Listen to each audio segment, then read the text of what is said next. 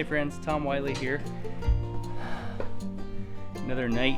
I just got the dishes done. Dishwasher's running. So I'm headed to bed, get the fire going for the night. Quick tip on wood stove heat. Get yourself a pair of insulated leather gloves. Makes it really easy and safe for putting, dealing with the fire once it's hot. So, quick update and share a few thoughts while this thing warms up.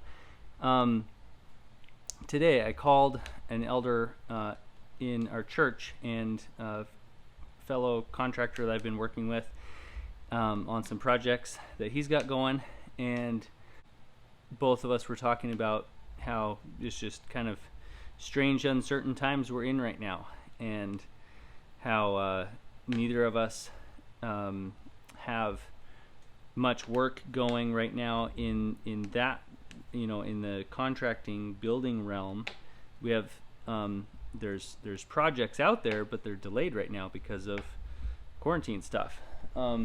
So it's just interesting, kind of figuring out, okay, so how do we pay bills, and what do we do?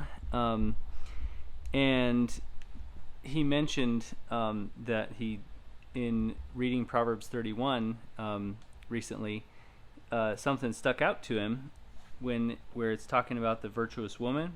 And in verse 25, almost at the end of the chapter, it says, "Strength and dignity are her clothing, and she smiles at the future." That's the NASB translation. She smiles at the future.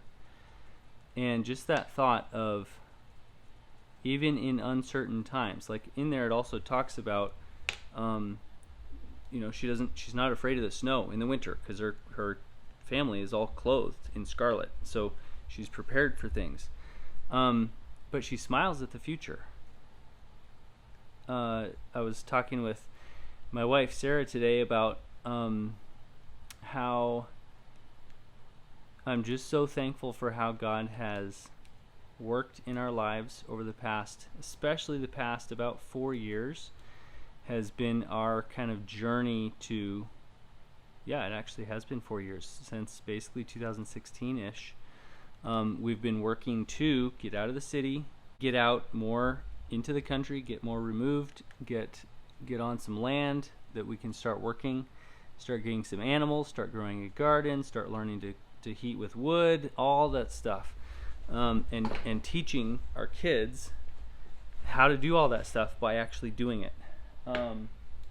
So sharing with Sarah how encouraging it is to me that we've been working on this project of learning these skills and practicing them and getting good at this kind of stuff, so that we would be more kind of self-reliant, self-sufficient. Our goal is not totally to isolation from the world and being able to meet all of our needs, but being able to meet more of them, certainly, and being less dependent on infrastructure and systems that are more vulnerable than we really care to think about usually. So we've been working on this for years already, and I've been 2/3 of my life I've spent with the mindset of figuring out how to do stuff with what you have on hand, because you never know if you'll be able to get more resources. And we're in that right now. I'm building rabbit cages with some new material I was able to buy and some scraps and some other cages that I took apart, and I'm repurposing the materials to make new, better cages. So it's that there's a comfort in being prepared and in having the knowledge and the confidence that if hard times come, you can handle them. Either you've been there before, you've been through tough stuff, or you've prepared yourself And even though you haven't experienced it before, or to the degree that you're experiencing now, you consider yourself ready, and you've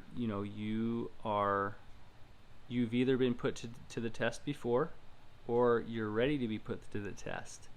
We'll see how we all fare in all of this, and it all will depend on kind of what all develops and how long it all lasts and all of that.